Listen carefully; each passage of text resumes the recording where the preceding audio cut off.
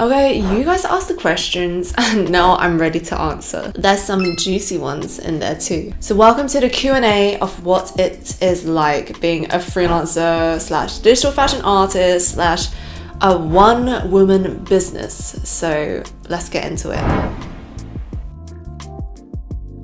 So I asked you guys to send in some Q&As on Instagram, and this is what you guys have sent me. So I'm just gonna go through all of them. First of all, congrats on Forbes Under 30. I want to know how it feels to be listed and did it make any differences in your life? Okay, this one is a huge one because I was listed 2024 in April, I believe. I found out in April last year that I was going to be listed on Forbes Under 30 in the arts and culture section.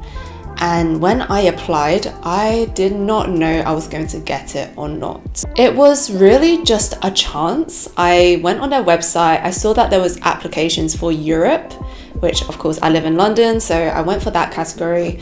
And I thought, you know what, I do digital fashion, I have built an amazing community online, I am working with the most amazing tech, immersive tech at the forefront of fashion and technology, right? So is there a chance that I could be listed on Forbes for doing something that is not quite common and also be successful at it? I mean, what is the term successful in this point? To me, doing work that I love and being able to grow a community from it, that is success for me. So I just went for it. I filled in the application and I just waited. I think I waited a few months and they emailed me saying, you might be shortlisted. Maybe. Or they asked me a few more questions and then I thought, okay, if they're asking me a few more questions, does that increase my chances? Like, do I actually have a chance here? But after they asked me a few more questions, radio silence. I had no clue whether I was going to get on the list or not. Then fast forward to April, I was emailed and notified that I had made it on the list. It was as simple as that. My name was already on the website along with all the other listers that were there. So it was a very pleasant surprise that something that I worked so hard for. I've worked 4 to 5 years within digital fashion, trying to push the forefront of digital fashion and also help onboard many other people into the space. It just felt rewarding that my hard work was being recognized. Was it life-changing though? Not really. Not really. It is a nice to have. It is a nice thing to put on your CV. It is a nice thing to put on LinkedIn. And it is something to be proud of because not everyone can become listed on Forbes. So it is more of a trophy situation. But I've yet to really get a client that comes to me and say, hey, I saw you on Forbes Under 30. Let's make some magic happen and work together. I haven't really had that yet. Next question. Where can I learn digital fashion? There's not enough resources or content. Real talk. This question is, it pains me because I understand exactly how you feel. I understand that there are a lack of good resources that don't send you to sleep, that are too slow, that doesn't get to the point, that might not even be the thing that you need to find out. Sometimes we just want to be able to know, how do I do this? And get straight to the point. So when I was learning 4 to 5 years ago, let me just tell you, the amount of tutorials that we have now compared to then is way more. Because when I started learning, there was like 0. I don't think Chloe or Marvelous Designer even had their own YouTube channels for like tutorials. So it was like, I was just swimming. I was swimming on the internet trying to find good tutorials. And now fast forward 5 years, I still see that, yes, there are a lot more resources online. There are a lot more tutorials. Thank God for some of these people, which I will list here, for their YouTube channels because they are top tier. But I still think there is space for better tutorials in digital fashion and leveling up your skills. And so this really ignited a fire in me for 2025 to make better tutorials, more tutorials on YouTube that will be free, but also I am planning to make a course. I was that student learning like 4 or 5 years ago. I know exactly the struggles that it takes and how many nights it takes, or how many days, how many weeks it takes to learn 3D and fashion and all the technical skills. It is hard. So by understanding this and going through the struggle myself, I am going to make a course this year. 2025, I will be making a course that will not send you to sleep, making a digital fashion outfit with high quality, okay? And so that you can actually get a job and actually utilize these skills wherever you need it. So that is a little teaser for what I am planning to do this year. If you guys are interested, please sign up to the link in my description box below. It will actually give me a good indication of how many people would actually want this course and want to learn and fast track their way into digital fashion. And of course, if you sign up, you will be the first ones to know when the course will be released. What is it really like as a freelancer? Oh my God. Being a freelancer is being brave, if I'm honest. I think when I started working, I graduated and I went into a full-time job. I started working for Selfridges, which is a luxury department store in London, and I worked in the head office as a motion designer dealing with 2D and 3D animation for campaigns that were happening in Selfridges. I worked there under 2 years before I decided to make the leap, or take the leap, to be a freelancer. And to be honest, I don't think I would have been as brave if I didn't do side gigs whilst I was at university. At university, I was taking on freelancing jobs here and there, just getting a taster of what it means to be a freelancer and just earning a little bit of pocket money. But once I graduated, and I was getting paid pretty well, but I personally did not feel creatively fulfilled, which is why I decided to become a freelancer and take my creativity in my own hands. And being a freelancer means you need to be able to wear different hats. Because when I was a motion designer in Selfridges and I was just working with 2D and 3D animation, I only just focused on that. I did not have any other responsibilities at all. And then when I became a freelancer, suddenly I have to do admin. Suddenly I have to deal with taxes and finances. Suddenly I have to be the project manager and even just be a manager and manage myself. And I would also have to reach out to clients and be the person that liaises with client relations and also oversee business operations. So yes, it is an absolute pleasure working for myself and being able to work as a freelancer and have the freedom of time. I think that's the biggest reason why I wanted to be a freelancer, to have freedom of time, but also be in control of my creative outlets. But I did not realize how much responsibility came with being a freelancer, and that you could not just only be a creative, you also have to understand business operations. You have to make sure that you have enough money in a bank to pay for your bills, to cover for next year, just in case anything happens. You have to forecast and make sure that you are doing well financially before you can even think about being creative. Now, I've been in a very lucky position where clients have reached out to me. I've managed to work with all of these types of clients, and that is not usual. I know I only got these opportunities because I started posting content on social media, and that is how they found me. But it's coming to a point where I feel like I need to start reaching out to clients and emailing them and reaching out to agencies to get a few gigs here and there. So just know, if you want to become a freelancer, you need to be proactive in everything, in creating your work, your creative work, in marketing that creative work, in contacting agencies and clients and all these different brands that you might want to work with. It is just constant work. And I feel like social media only talks about the ups, the positives, the good things in life, but as a freelancer, there will be quiet periods where you have no projects coming in or little projects coming in, and sometimes you will have a lot of projects coming in. So it's hard to predict when your next job is coming in, and that can be quite exciting, but it can also be very scary. So yes, being a freelancer, I wouldn't change it for anything in the world right now. I think it is a privilege to be able to work from home.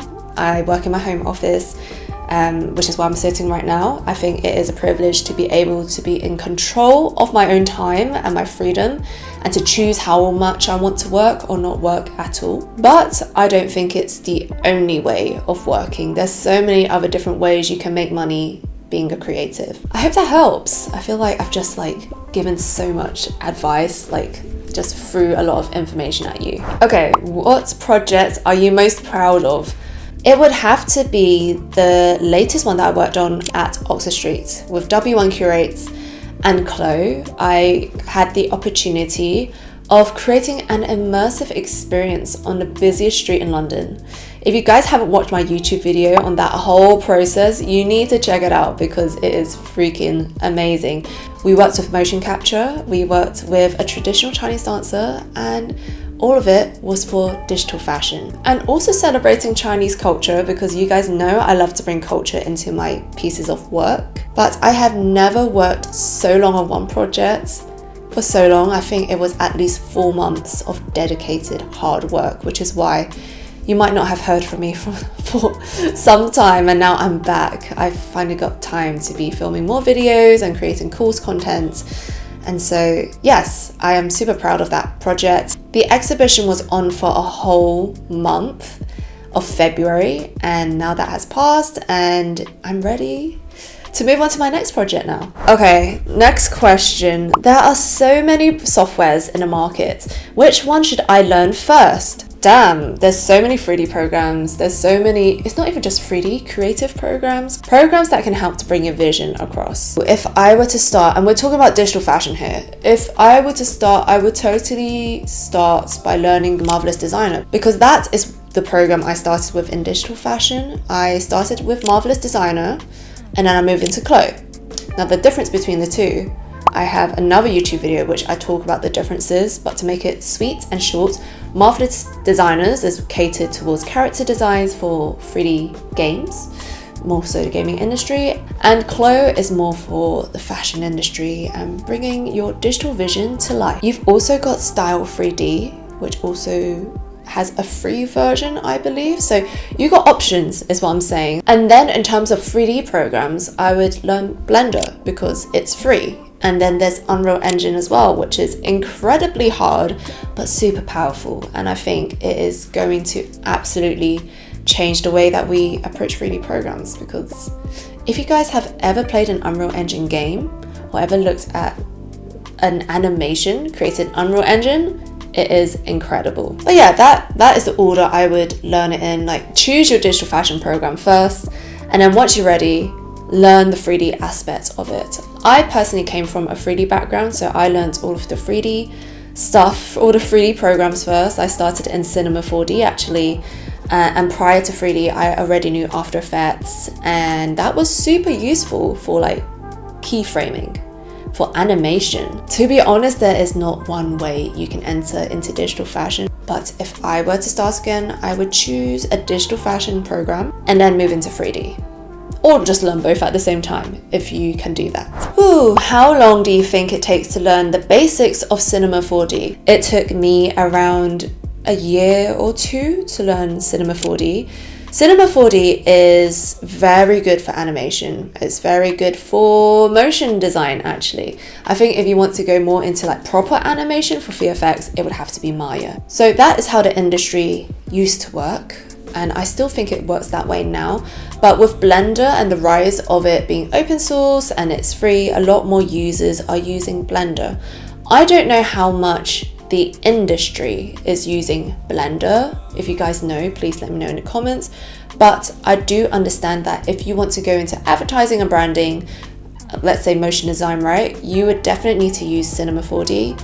And if you want to go into VFX, animation, it is most likely Maya. But if you are a beginner and you just want to learn 3D and grasp the concept of 3D, I would 100% recommend Blender because it's free and you can just start learning straight away. Now that I think about it, I actually learned Cinema 4D on a student license in university. So university had all of these programs that I could use, whether it was Adobe, whether it was Cinema 4D, and so I started learning there. But if you guys only have your laptop or your computer and you're just at home, then I would say learn Blender, but know what you're learning 3D for. If you want to work within an industry, then potential knowledge in Cinema 4D will be useful. Okay, next question.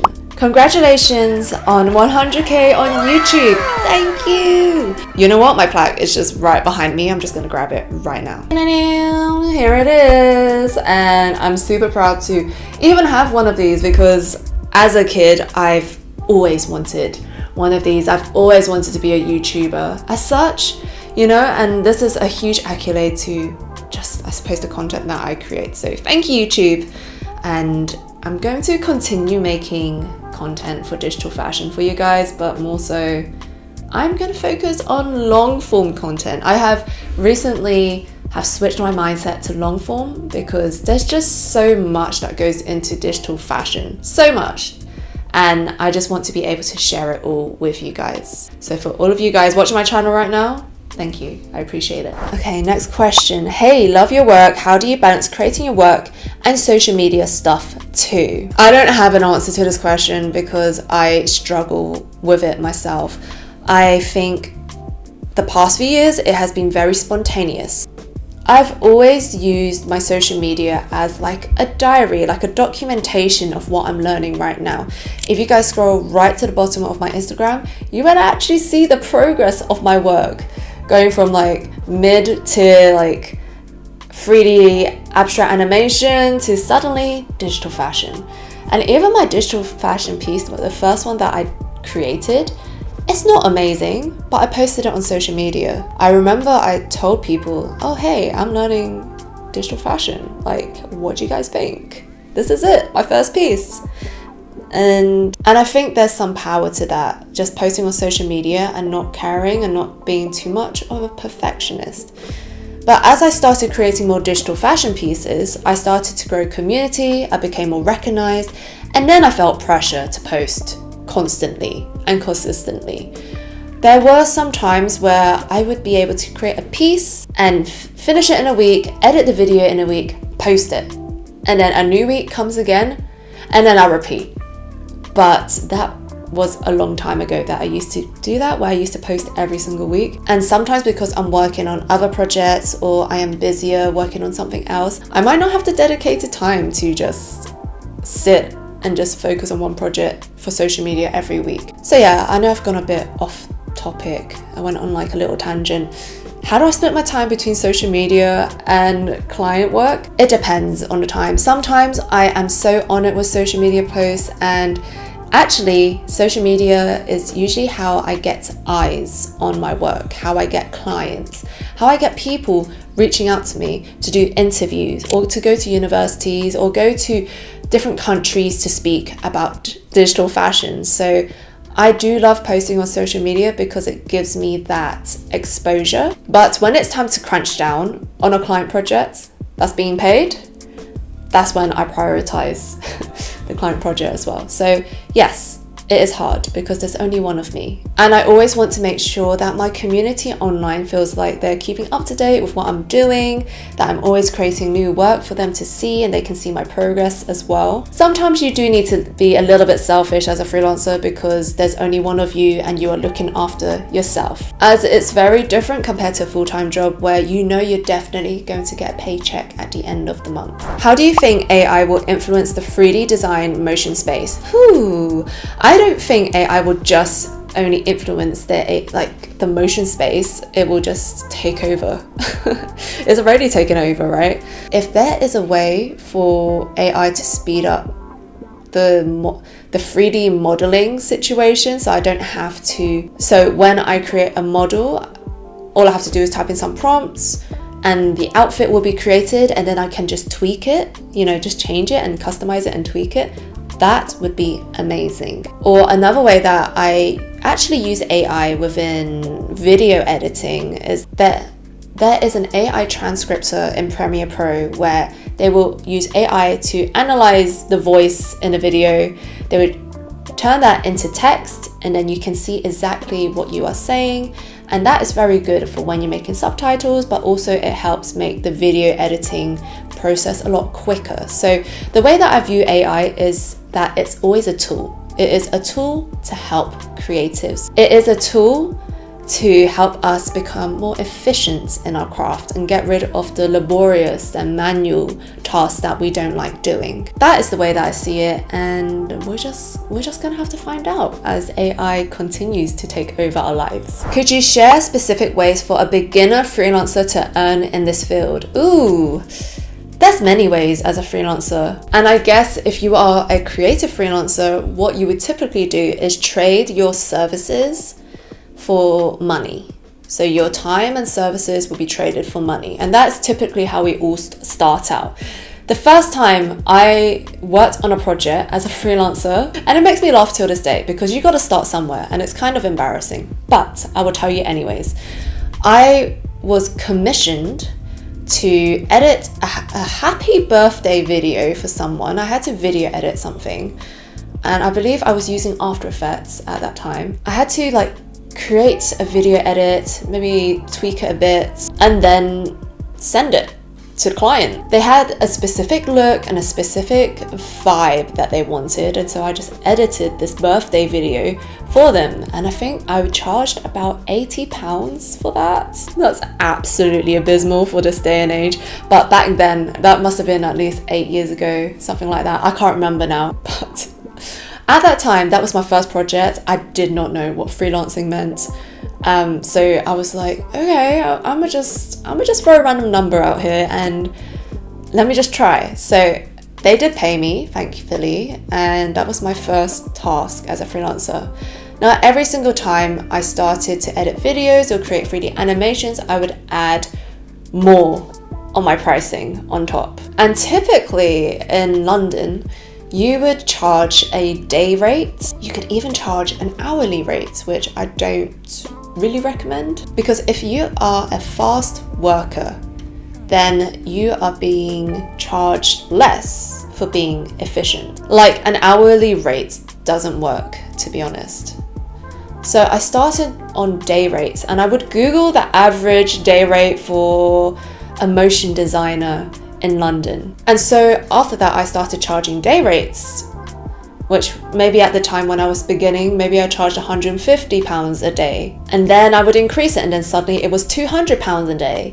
And then as I became more confident with each project, then it was £300 a day, £400 a day, £500. And then, you could gauge, depending on your experience and the type of brands you work with and how good the quality of your work is, you can start charging a lot more. So that is the first way of earning money as a freelancer. It's definitely to use your services to create, in this case, if you are a digital fashion designer, you would digitalize maybe a physical collection, and you can bring a brand's physical collection to life. What you also got to understand is that digital fashion is interesting. It is the combination of 3D, fashion, and tech. So you can work in any of those industries. So let's say in a 3D animation, let's say for advertising, they need a dress or a hoodie or a sweater for a specific brand that they are trying to advertise. You could be that person just making that digital asset for them and charging them for that. Or if you work in fashion, you could be the 3D visualizer for a brand, and so that they can reduce their sampling and you can help visualize these new collections for them without them having to spend as much money, and also without wasting as much materials. And then with tech, you've got immersive experiences. I would even include gaming in this one. So you could work for making digital skins, gaming skins, metaverse skins. There's just so many ways you can use your services to work in different industries. I also have friends that work in education, so they would learn these technical skills and then go to universities or go to courses and start teaching it to brands, to students, and they would make a living that way too. I've personally done that with Patreon, so I am utilizing my knowledge, my experience, and then I'm giving it back to the community, and they can pay a certain price to access that knowledge. Another way you can earn money is through consultancy, which this is something new that I didn't think about before. But if you know about 3D and fashion, maybe a brand who is a physical brand doesn't know anything about 3D and fashion, about digital fashion, right? And they want to get into it, but they don't know how. They don't know how to apply their system with digital fashion. You could be that person that they talk to and that they can get some sort of understanding and guidance to get into digital fashion. So yeah, those are the main ways I would start off as a freelancer. I hope my story of where it started helps you guys understand that everybody starts somewhere in freelancing, and it's okay to not be good at freelancing at first and just test the waters. Where to find jobs with my skills in clothes ready and best place to display portfolio. We kind of discussed this in the last question, but just to make it short and simple, you could be a 3D visualizer, you can start working in AR and make digital fashion AR filters, you can work with metaverse skins, you can work with digitals and actually move between the digital to physical realm, which is very interesting. But in terms of portfolio, honestly, I just use my Instagram. I have 3 places where I show my work. Instagram, my website, and Behance, actually. And it's interesting because they're all used for different things. Instagram is the one that I just pull out on my phone. It's so simple, right? It's on the phone. You can show anyone, they can get a quick glimpse and they get the idea, they can follow your profile. So I would say 99% of the time, just show my Instagram to people. And if not, I also use Behance, which a lot more creatives, a lot more professionals would actually search on Behance because it is a portfolio website showcasing the best of creativity. There's also ArtStation, but I feel like that's more geared towards games designers. And then I have my website, which I am currently editing right now, that needs a total revamp. But your website should be a snapshot of your services, of your portfolio, of what you do, a little bit about you. You know, if someone have never seen your work before, they should be able to look at your website and go, okay, this is Steffi. She's a digital fashion artist. These are the types of work she does, and these are the types of services she provides. Cool, let me contact her. That should be it. So each place has a different use case, but the one that I use the most is Instagram because it is the most easiest to share to other people, to message other professionals, to just even show people in person, and they can just scroll very easily and they get the idea pretty quick. Okay, that's all the questions. Thank you so much guys for sending it in. I hope this is insightful for you guys. Honestly, if you have any more questions, just put it in the comments below and I will do my best to reply to you guys. And if you're not in my Discord already, what are you doing? If you want to be with other digital fashion enthusiasts, then come and join my Discord server. That is the end of the video. Let's keep in touch on Twitch, Discord, and Patreon, and I'll see you in the next one.